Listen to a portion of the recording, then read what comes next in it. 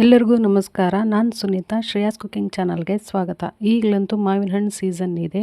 ಮಾವಿನ ಹಣ್ಣಲ್ಲಿ ಎಲ್ಲ ತರಹದ ವೆರೈಟಿ ರೆಸಿಪಿಗಳನ್ನು ನಾನು ಅಪ್ಲೋಡ್ ಮಾಡ್ತಾ ಇರ್ತೀನಿ. ಇವಾಗ ನಾನು ಮಾವಿನ ಹಣ್ಣಿನ ಹೋಳಿಗೆ ರೆಸಿಪಿಯನ್ನು ಮಾಡ್ತಿದ್ದೀನಿ. ತುಂಬಾ ರುಚಿಕರವಾಗಿ ಅಷ್ಟೇ ಈಸಿಯಾಗಿ ಕೂಡ ನೀವು ಮನೆಯಲ್ಲೇ ಸುಲಭವಾಗಿ ಮಾಡ್ಕೋಬೋದು. ನಾನಿಲ್ಲಿ 3 ಹಣ್ಣನ್ನು ತೆಗೆದುಕೊಂಡಿದ್ದೀನಿ. ಮಾವಿನ ಹಣ್ಣನ್ನು ಇದನ್ನು ಚೆನ್ನಾಗಿ ತೊಳೆದು ಇವಾಗ ಕಟ್ ಮಾಡ್ತಿದ್ದೀನಿ. ಸಿಪ್ಪೆಯನ್ನು ಸಪ್ರೇಟ್ ಮಾಡಿ ಒಳಗಿರುವ ಹಣ್ಣಿನ ತಿರುಳನ್ನು ಚೆನ್ನಾಗಿ ಈ ಥರ ಸ್ಲೈಸಸ್ ಆಗಿ ಕಟ್ ಮಾಡಿ ಒಂದು ಬೌಲ್ಗೆ ನಾನು ಬಿಡಿಸಿ ಹಾಕ್ತಿದ್ದೀನಿ. ನೋಡಿ, ಹಣ್ಣು ಈ ಥರ ಮಗಿರಬೇಕು. ಚೆನ್ನಾಗಿರುವ ಹಣ್ಣನ್ನು ತೆಗೆದುಕೊಂಡ್ರೆ ಹೋಳಿಗೆ ತುಂಬಾ ಚೆನ್ನಾಗಿ ಬರುತ್ತೆ, ಅಷ್ಟೇ ಸುವಾಸನೆ ಭರಿತವಾಗಿ ಬರುತ್ತೆ. ನೋಡಿ, ನಾನು ಉಳಿದಂಥ 2 ಹಣ್ಣನ್ನು ಕೂಡ ಕಟ್ ಮಾಡಿ ಒಂದು ಬೌಲ್ಗೆ ನಾನು ಇವಾಗ ಬಿಡಿಸಿ ಇಟ್ಟಿದ್ದೀನಿ. ಇದನ್ನು ಕೂಡ ಒಂದು ಮಿಕ್ಸಿ ಜಾರ್ಗೆ ಹಾಕಿ ಇವಾಗ ಗ್ರೈಂಡ್ ಮಾಡ್ಕೋಬೇಕು. ನೋಡಿ, ಈ ಥರ ಚೆನ್ನಾಗಿ ಬಂದಿದೆ. ಯಾವುದೇ ರೀತಿಯಾಗಿ ನಾನು ನೀರನ್ನು ಇಲ್ಲಿ ಸೇರಿಸದೆ ಈ ಹಣ್ಣನ್ನು ಮಿಕ್ಸಿ ಮಾಡಿದ್ದೀನಿ. ನೀರನ್ನು ಹಾಕಬೇಡಿ, ಹಾಗೆ ಮಿಕ್ಸಿ ಮಾಡಿ. ಇವಾಗ ನಿಮಗೆ ಅಳತೆ ಪ್ರಕಾರ ತೋರಿಸೋದಾದರೆ ನಾನು 2 ಬೌಲಿಗೆ ಈ ಮಾವಿನ ಹಣ್ಣನ್ನು ಜ್ಯೂಸನ್ನು ಇದಕ್ಕೆ ಸೇರಿಸ್ತಾ ಇದ್ದೀನಿ. ನಿಮಗೆ ಅಳತೆ ಮಾಡಿ ತೋರಿಸ್ಬೇಕಲ್ಲ, ಹಾಗಾಗಿ ನಾನು ಈ ಹಣ್ಣಿನ ಜ್ಯೂಸನ್ನು 2 ಬೌಲ್ನಲ್ಲಿ ಹಾಕಿ ಇಟ್ಟಿದ್ದೀನಿ. ಹಾಗೆ 1 ಬೌಲ್ನಷ್ಟು ಚಿರೋಟಿ ರವೆಯನ್ನು ತೆಗೆದುಕೊಂಡಿದ್ದೀನಿ. ಹಾಗೆ 1 ಬೌಲ್ನಷ್ಟು ಹಸಿ ಕೊಬ್ಬರಿಯನ್ನು ಮಿಕ್ಸಿ ಮಾಡಿ ತೆಗೆದುಕೊಂಡಿದ್ದೀನಿ. ಹಾಗೆ ಸ್ವಲ್ಪ ಏಲಕ್ಕಿ ಪುಡಿಯನ್ನು ಕುಟ್ಟಿ ತೆಗೆದುಕೊಂಡಿದ್ದೀನಿ. ಹಾಗೆ ಅರ್ಧ ಬೌಲ್ನಷ್ಟು ಬೆಲ್ಲವನ್ನು ತೆಗೆದುಕೊಂಡಿದ್ದೀನಿ. ಹಾಗೆ ನಾನು ಈ ಹೋಳಿಗೆಯನ್ನು ಗೋಧಿ ಹಿಟ್ಟಲ್ಲಿ ಮಾಡ್ತಿದ್ದೀನಿ. 2 ಬಟ್ಲಿನಷ್ಟು ಸೇಮ್ ಅಳತೆಯಲ್ಲಿ ನಾನು ಗೋಧಿ ಹಿಟ್ಟನ್ನು ತೆಗೆದುಕೊಂಡಿದ್ದೀನಿ.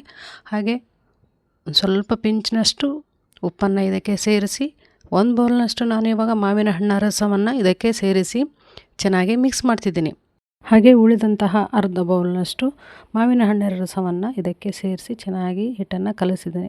ಟೋಟಲಾಗಿ 1 ಬೌಲ್ನಷ್ಟು ಮಾವಿನ ಹಣ್ಣಿನ ರಸವನ್ನು ಇದಕ್ಕೆ ಗೋಧಿ ಹಿಟ್ಟಿಗೆ ಹಾಕಿ ಚೆನ್ನಾಗಿ ಮಿಕ್ಸ್ ಮಾಡ್ತಿದ್ದೀನಿ. ಈ ಹೋಳಿಗೆ ಹಿಟ್ಟನ್ನು ಪುರಿ ಹಿಟ್ಟಿನ ಹದಕ್ಕೆ ನಾವು ಕಲಿಸಿದರೆ ಸಾಕು. ಇವಾಗ ಒಂದು ಅರ್ಧ ಲೋಟ ನೀರಿನಷ್ಟು ಮಿಕ್ಸಿ ಜಾರ್ಗೆ ಹಾಕಿ ತೊಳೆದು ಇದಕ್ಕೆ ಹಾಕಿ ಇವಾಗ ಕಲಿಸ್ತಿದ್ದೀನಿ. ತುಂಬ ಗಟ್ಟಿಯಾಗಿಯೂ ಅಲ್ಲ, ತುಂಬಾ ನೀರಾಗಿಯೂ ಅಲ್ಲ, ಮೀಡಿಯಮ್ ಆಗಿ ನಾವು ಈ ಹಿಟ್ಟನ್ನು ಕಲಿಸ್ತಿದ್ದೀವಿ. ಇವಾಗ 1 ಟೇಬಲ್ ಸ್ಪೂನಷ್ಟು ತುಪ್ಪವನ್ನು ಹಾಕಿ ಈ ಥರ ನಾದ್ಕೊಂಡ್ರೆ ಹಿಟ್ಟು ತುಂಬಾ ಸಾಫ್ಟಾಗಿ ಬರುತ್ತೆ. ನೀವು ಎಣ್ಣೆಯನ್ನು ಬೇಕಾದರೆ ನೀವು ಹಾಕಿ ನಾದ್ಕೋಬೋದು. ನೋಡಿ, ಹಿಟ್ಟನ್ನು ಚೆನ್ನಾಗಿ ನಾದಿದ ಮೇಲೆ ಈ ಥರ ರೆಡಿಯಾಗಿದೆ. ಇವಾಗ ಒಂದು ಬಟ್ಲನ್ನು ಮುಚ್ಚಿ ನಾವು ಹಾಗೆ ಇಡೋಣ. ಇವಾಗ ಗ್ಯಾಸ್ ಮೇಲೆ ಒಂದು ಫ್ರೈಯಿಂಗ್ ಪ್ಯಾನನ್ನು ಇಟ್ಟು 2 ಟೇಬಲ್ ಸ್ಪೂನಷ್ಟು ನಾನು ತುಪ್ಪವನ್ನು ಹಾಕ್ತಿದ್ದೀನಿ. ತುಪ್ಪ ಚೆನ್ನಾಗಿ ಬಿಸಿ ಆದಮೇಲೆ ಗ್ಯಾಸನ್ನು ಲೋ ಫ್ಲೇಮಲ್ಲಿಟ್ಟು 1 ಬಟ್ಲಿನಷ್ಟು ಚಿರೋಟಿ ರವೆಯನ್ನು ಹಾಕ್ತಿದ್ದೀನಿ. ನಿಮಗೆ ಚಿರೋಟಿ ರವೆ ಇಲ್ಲ ಅಥವಾ ದೊಡ್ಡ ರವೆ ಇದೆ ಅಂದರೆ ಅದನ್ನು ಮಿಕ್ಸಿ ಮಾಡಿಕೊಂಡು ನೀವು ಈ ಥರ ರವೆಯನ್ನು ಮಾಡಿಕೊಂಡು ಹುರಿಬೋದು. ಇವಾಗ ಸ್ವಲ್ಪ ರವೆ ಬಿಸಿಯಾದ ಮೇಲೆ 1 ಬೌಲ್ನಷ್ಟು ಹಸಿ ಕೊಬ್ಬರಿಯನ್ನು ಮಿಕ್ಸಿಯಲ್ಲಿ ಮಾಡಿ ಇಟ್ಟಿದ್ನಲ್ಲ ಅದನ್ನು ಹಾಕಿ, ಹಾಗೆ ಸ್ವಲ್ಪ ಏಲಕ್ಕಿಯನ್ನು ಕುಟ್ಟಿ ಪುಡಿ ಮಾಡಿದ್ನಲ್ಲ ಅದನ್ನು ಕೂಡ ಹಾಕಿ ಇವಾಗ ಚೆನ್ನಾಗಿ ಮಿಕ್ಸ್ ಮಾಡ್ತಿದ್ದೀನಿ. ಗ್ಯಾಸನ್ನು ಲೋ ಟು ಮೀಡಿಯಮ್ ಫ್ಲೇಮಲ್ಲಿಟ್ಟು ನೀವು ಈ ಥರ ಹುರಿತಾ ಇರಬೇಕು. ಸ್ವಲ್ಪ ಬಿಸಿಯಾದ ನಂತರ ನಾನು 1 ಕಪ್ನಷ್ಟು ಮಾವಿನ ಹಣ್ಣಿನ ರಸವನ್ನು ಇದಕ್ಕೆ ಹಾಕ್ತಿದ್ದೀನಿ. ಅದನ್ನು ಕೂಡ ಗ್ಯಾಸನ್ನು ಲೋ ಫ್ಲೇಮಲ್ಲಿಟ್ಟು ಈ ಥರ ಚೆನ್ನಾಗಿ ಮಿಕ್ಸ್ ಮಾಡ್ಕೋತಾ ಇರಬೇಕು. ಈ ವಿಧಾನದಲ್ಲಿ ಒಂದು ಸಲ ನೀವು ಮಾವಿನ ಹಣ್ಣಿನ ಹೋಳಿಗೆಯನ್ನು ಮಾಡಿ ಭಾಳನೇ ರುಚಿಯಾಗಿ ಬರುತ್ತೆ. ಹಾಗೆ ಅರ್ಧ ಬಟ್ಲಿನಷ್ಟು ನಾನು ಬೆಲ್ಲವನ್ನು ಇದಕ್ಕೆ ಸೇರಿಸ್ತಾ ಇದ್ದೀನಿ. ನೀವು ಇನ್ನೂ ಸ್ವೀಟ್ ಜಾಸ್ತಿ ಬೇಕಾದರೆ ನೀವು 1 ಬೌಲ್ನಷ್ಟು ಬೆಲ್ಲವನ್ನು ಹಾಕ್ಬೋದು. ನಾನಿಲ್ಲಿ ಮೈದಾ ಮತ್ತು ಸಕ್ಕರೆಯನ್ನು ಬಳಸದೆ ಈ ಮಾವಿನ ಹಣ್ಣಿನ ಹೋಳಿಗೆಯನ್ನು ಮಾಡ್ತಿದ್ದೀನಿ. ನೋಡಿ, ನಾವು ಇವಾಗ ಇದನ್ನು ಮಿಕ್ಸ್ ಮಾಡ್ತಿದ್ರೆ ಹೂರಣ ಒಂಚೂರು ತಳಕ್ಕೆ ಅಂಟ್ಕೊಳೋದಲ್ಲ, ಬಿಟ್ಟು ಮೇಲ್ಗಡೆ ಬರುತ್ತೆ. ನೋಡಿ, ಇವಾಗ 2 ಟೇಬಲ್ ಸ್ಪೂನಷ್ಟು ನಾನು ತುಪ್ಪವನ್ನು ಇದಕ್ಕೆ ಹಾಕ್ತಿದ್ದೀನಿ. ತುಪ್ಪದಲ್ಲಿ ಒಂದು ಸಲ ಚೆನ್ನಾಗಿ ಮಿಕ್ಸ್ ಮಾಡಿ ಇಟ್ಟರೆ ಈ ಹೂರಣ ಪರ್ಫೆಕ್ಟಾಗಿ ಬಂದಿದೆ ಅಂತ ಅರ್ಥ. ಇವಾಗ ರೆಡಿಯಾಗಿದೆ. ಕೇಸರಿ ಬಾತ್ ಥರ ಕಲರ್ ಬಂದಿದೆ ನೋಡಿ. ಮಾವಿನ ಹಣ್ಣಿನ ರಸವನ್ನು ಹಾಕಿದ್ದಕ್ಕೆ ಈ ಥರ ತುಂಬಾ ಸ್ಮೂತಾಗಿ ಬಂದಿದೆ. ಇವಾಗ ಗ್ಯಾಸನ್ನು ಆಫ್ ಮಾಡಿ ಅದನ್ನು ಪಕ್ಕದಲ್ಲಿಟ್ಟು ಇವಾಗ ಹಿಟ್ಟನ್ನು ನಾದ್ಕೊಂಡಿದ್ವಲ್ಲ ಅದನ್ನು ಉಳ್ಳೆಗಳಾಗಿ ನಾವು ಮಾಡ್ಕೋಬೇಕು. ನಿಮಗೆ ಸೈಜ್ ನೋಡಿಕೊಂಡು ದೊಡ್ಡ ಬೇಕೋ ಅಥವಾ ಮೀಡಿಯಮ್ ಸೈಜ್ ಬೇಕೋ ಅಥವಾ ಸಣ್ಣ ಬೇಕೋ ನೋಡಿಕೊಂಡು ನೀವು ಮಾಡ್ಕೋಬೋದು. ನಾನು ಮೀಡಿಯಮ್ ಸೈಜಲ್ಲೇ ಒಂದು 12 ಉಳ್ಳೆಗಳನ್ನು ಮಾಡಿ ಇಟ್ಟಿದ್ದೀನಿ. ಇವಾಗ ಈ ಹೂರಣವನ್ನು ಕೂಡ 12 ಉಳ್ಳೆಗಳನ್ನಾಗಿ ಮಾಡಿ ಇವಾಗ ರೆಡಿ ಮಾಡಿ ಇಡ್ತಿದ್ದೀನಿ. ಹಾಗೆ ಫಸ್ಟ್ ಟೈಮ್ ಯಾರೆಲ್ಲ ನಮ್ಮ ಚಾನಲನ್ನು ನೋಡ್ತಿದ್ರಾ ದಯವಿಟ್ಟು ನಮ್ಮ ಚಾನಲನ್ನು ಸಬ್ಸ್ಕ್ರೈಬ್ ಮಾಡ್ಕೊಳ್ಳಿ. ಹಾಗೆ ಈ ವಿಡಿಯೋ ಇಷ್ಟ ಆದರೆ ಈ ವಿಡಿಯೋಗೊಂದು ಲೈಕ್ ಕೊಟ್ಟು ನಿಮ್ಮ ಫ್ರೆಂಡ್ಸ್ ಆ್ಯಂಡ್ ಫ್ಯಾಮ್ಲಿಗೆ ಈ ವಿಡಿಯೋನ ಶೇರ್ ಮಾಡಿ. ಹಾಗೆ ಪಕ್ಕದಲ್ಲಿರುವ ಬೆಲ್ ಬಟನ್ನ ಕ್ಲಿಕ್ ಮಾಡಿ ಆಲ್ ಅಂತ ಸೆಲೆಕ್ಟ್ ಮಾಡಿದರೆ ನಾವು ಮಾಡೋ ಪ್ರತಿಯೊಂದು ಹೊಸ ರೆಸಿಪಿ ಕೂಡ ನಿಮಗೆ ನೋಟಿಫಿಕೇಷನ್ ಮೊದಲೇ ಬರುತ್ತೆ. ಈ ಥರನಾಗಿ ನಾವು ಹೂರಣದ ಉಂಡೆಗಳನ್ನು ಮಾಡ್ತಿದ್ರೆ ಒಂಚೂರು ಕೈಗೆ ಅಂಟ್ಕೊಳ್ಳೋದಿಲ್ಲ, ಅಷ್ಟೊಂದು ಸಾಫ್ಟಾಗಿ ಬರುತ್ತೆ. ಇವಾಗ ನೋಡಿ, ನಾನು 12 ಉಳ್ಳೆಗಳಿಗೆ 12 ಹೂರಣವನ್ನು ಮಾಡಿ ರೆಡಿ ಇಟ್ಟಿದ್ದೀನಿ. ಈ ಥರ ರೆಡಿ ಮಾಡಿಕೊಂಡ್ರೆ ಬೇಗ ಬೇಗ ಹೋಳಿಗೆಯನ್ನು ಮಾಡ್ಕೋಬೋದು. ನೋಡಿ ಈ ಥರ ದಂಡೆಯನ್ನು ಈ ಥರ ತೆಳುವಾಗಿ ಮಾಡಿಕೊಂಡು ಮಧ್ಯೆ ಒಂದು ಸ್ವಲ್ಪ ದಪ್ಪವಾಗಿ ಬಿಡ್ಕೋಬೇಕು. ಮಾಡಿಕೊಂಡು ಈ ಥರ ಹೂರಣವನ್ನು ಈ ಥರ ಇಟ್ಟು ಬರಲಾರ್ದವ್ರಿಗೆ ಈ ಥರ ಮಾಡಿ ತೋರಿಸ್ತಿದ್ದೀನಿ. ಬಂದವ್ರಿಗೆ ಈಸಿಯಾಗಿ ನೀವು ಹೂರಣವನ್ನು ಮಾಡಿಕೊಂಡು ತುಂಬ್ಕೊಂಡು ಹೋಳಿಗೆಯನ್ನು ಮಾಡ್ಕೋಬೋದು. ಈಗಲಂತೂ ಮಾವಿನ ಹಣ್ಣು ಸೀಸನ್ ಇದೆ. ಕೇವಲ 1 ಅಥವಾ 2 ಮಾವಿನ ಹಣ್ಣು ಇದ್ದರೆ ಸಾಕು, ಒಂದು 10ರಿಂದ 12 ಹೋಳಿಗೆ ಆಗುತ್ತೆ. ಒಂದು ಸಲ ನಿಮ್ಮ ಮನೆಯಲ್ಲಿ ಟ್ರೈ ಮಾಡಿ ನೋಡಿ, ಹೇಗಿದೆ ಅಂತ ಕಮೆಂಟ್ ಸೆಕ್ಷನಲ್ಲಿ ತಪ್ಪದೇ ತಿಳಿಸಿ. ನೋಡಿ ಈ ಥರ ತುಂಬಾ ಸ್ಮೂತಾಗಿ ಇದೇ ಥರ ನೀವು ಹೂರಣವನ್ನು ತುಂಬಿ ರೆಡಿಯಾಗಿಟ್ಕೊಂಡ್ರೆ ಭಾಳನೇ ಈಸಿಯಾಗಿ ಬೇಗ ಹೋಳಿಗೆಯನ್ನು ಮಾಡ್ಕೋಬೋದು. ಹಾಗೆ ಉತ್ತರ ಕರ್ನಾಟಕದ ಎಲ್ಲ ರೆಸಿಪಿಗಳನ್ನು ನಾನು ನಮ್ಮ ಚಾನಲಲ್ಲಿ ಅಪ್ಲೋಡ್ ಮಾಡಿದ್ದೀನಿ.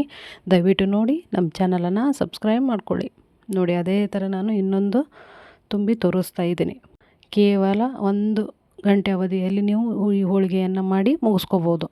ಹಾಗೆ ನಮ್ಮ ಚಾನಲಲ್ಲಿ ತೊಗರಿಬೇಳೆ ಹೋಳಿಗೆ, ಕಡಲೆಬೇಳೆ ಹೋಳಿಗೆ ರೆಸಿಪಿಯನ್ನು ನಾನು ಅಪ್ಲೋಡ್ ಮಾಡಿದ್ದೀನಿ. ಹೋಳಿಗೆ ರೆಸಿಪಿ ಅಂತ ಇದೆ ಪ್ಲೇಲಿಸ್ಟಲ್ಲಿ, ದಯವಿಟ್ಟು ನೋಡ್ಕೋಬೋದು. ನೋಡಿ ಇವಾಗ ರೆಡಿಯಾಗಿದೆ. ಈ ಥರ ನಾವು ತುಂಬಿಟ್ಕೊಂಡ್ರೆ ಈಸಿಯಾಗಿ ನಾವು ಮಾಡ್ಕೋಬೋದು. ಇವಾಗ ನಾನು ಹೋಳಿಗೆ ಶೀಟನ್ನು ಬಳಸದೆ ಮನೆಯಲ್ಲಿರುವಂತಹ ಆಯಿಲ್ ಪೇಪರನ್ನು ತೆಗೆದುಕೊಂಡು ಕಟ್ ಮಾಡಿ ಇವಾಗ ನೋಡಿ ಈ ಥರ ಮಾಡ್ತಿದ್ದೀನಿ. ಯಾವುದೇ ರೀತಿಯಾಗಿ ನಾನು ಮೇಲ್ಗಡೆ ಹಿಟ್ಟನ್ನು ಹಚ್ಚುವುದಿಲ್ಲ.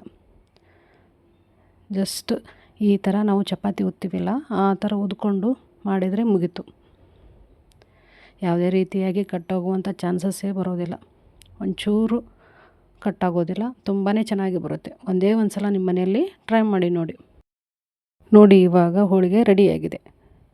ನಿಮಗೆ ಹೋಳಿಗೆ ಶೀಟ್ ಬೇಕಂತ ಏನಿಲ್ಲ, ನೀವು ಬಾಳೆ ಎಲೆ ಮೇಲೆ ಆದರೂ ನೀವು ಮಾಡ್ಕೋಬೋದು. ಇವಾಗ ಗ್ಯಾಸ್ ಮೇಲೆ ಹಂಚನ್ನು ಇಟ್ಟು 1 ಟೇಬಲ್ ಸ್ಪೂನಷ್ಟು ನಾನು ತುಪ್ಪವನ್ನು ಹಾಕ್ತಿದ್ದೆ. ನೋಡಿ ತುಂಬಾ ಈಸಿಯಾಗಿ ಬಿಡುತ್ತೆ. ನೋಡಿ ಗ್ಯಾಸನ್ನು ಮೀಡಿಯಮ್ ಟು ಹೈ ಫ್ಲೇಮಲ್ಲಿಟ್ಟು ನೀವು ಈ ಹೋಳಿಗೆಯನ್ನು ಚೆನ್ನಾಗಿ ಬೇಯಿಸ್ಕೋಬೇಕು. ನೀವು 8ರಿಂದ 10 ದಿನ ಇಟ್ಕೊಂಡಾದರೂ ಈ ಹೋಳಿಗೆಯನ್ನು ತಿನ್ಬೋದು. ನೋಡಿ ಎಷ್ಟೊಂದು ಚೆನ್ನಾಗಿ ಬಂದಿದೆ. ಕಲರ್ ಕೂಡ ತುಂಬಾ ಚೆನ್ನಾಗಿ ಕಾಣ್ತಿದೆ. ಹೇಗೆ ಉಬ್ಬಿ ಬರ್ತಾ ಇದೆ. ಹೋಳಿಗೆ ಪ್ರಿಯರು ಯಾರೆಲ್ಲ ಇದ್ದೀರಲ್ಲ, ಈ ರೆಸಿಪಿಯನ್ನು ನಿಮ್ಮ ಮನೆಯಲ್ಲಿ ಒಂದು ಸಲ ಟ್ರೈ ಮಾಡಿ ನೋಡಿ. ತುಂಬಾ ರುಚಿಯಾಗಿ ಬರುತ್ತೆ. ಪದೇ ಇದೇ ಥರ ಮಾವಿನ ಹಣ್ಣು ಸೀಸನಲ್ಲಿ ಹೋಳಿಗೆಯನ್ನು ಮಾಡಿಕೊಂಡು ತಿಂತೀರ.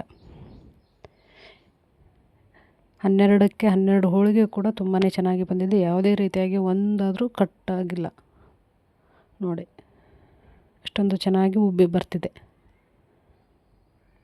ಇದೇ ಥರನಾದ ಎಲ್ಲ ಹೋಳಿಗೆಯನ್ನು ನಾನು ಮಾಡಿ ರೆಡಿಯಾಗಿ ಇಟ್ಟಿದ್ದೀನಿ. ಬಿಸಿ ತುಪ್ಪದ ಜೊತೆ ತಿಂದುಕೊಂಡ್ರೆ ತುಂಬಾ ರುಚಿಯಾಗಿ ಬರುತ್ತೆ. ಹಾಗೆ ನಮ್ಮ ಚಾನಲ್ನ ಸಬ್ಸ್ಕ್ರೈಬ್ ಮಾಡದೆ ನೋಡ್ತಿದ್ದವ್ರಿಗೆ ದಯವಿಟ್ಟು ನಮ್ಮ ಚಾನಲನ್ನು ಸಬ್ಸ್ಕ್ರೈಬ್ ಮಾಡ್ಕೊಳ್ಳಿ. ಮತ್ತೆ ಹೊಸ ರೆಸಿಪಿಯೊಂದಿಗೆ ನಾನು ನಿಮ್ಮನ್ನು ಭೇಟಿಯಾಗ್ತೀನಿ. Watching for my videos. Keep Shreyas cooking channel. Thank you.